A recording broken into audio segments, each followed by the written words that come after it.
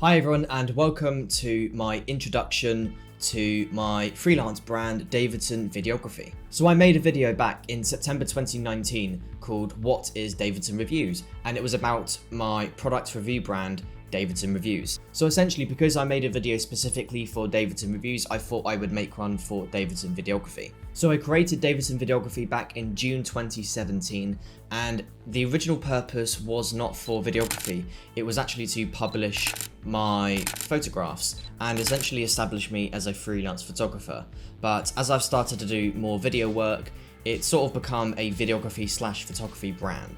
So when I started, I called it Davidson Photography, and then I changed it to Davidson Video Productions, and now I've changed it to Davidson Videography.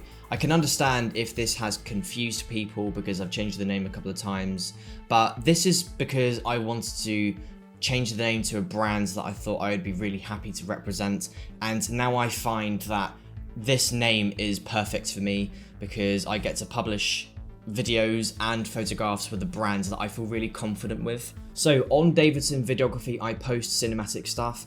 I haven't posted in quite a while. I think the last video was in 2018. However, I am regularly posting on my Instagram account because I do weekly cycle rides and I post my photos on there. I also post photos on a website called Pexels, and that's a website for publishing copyright-free content. I publish it because I try to find copyright-free content all the time and I struggle, so sometimes my photography is published on there, and these photos are free for anyone to use, whether that's commercial use or personal use. So there is just a quick introduction to my brand Davidson Videography, and thanks very much for watching.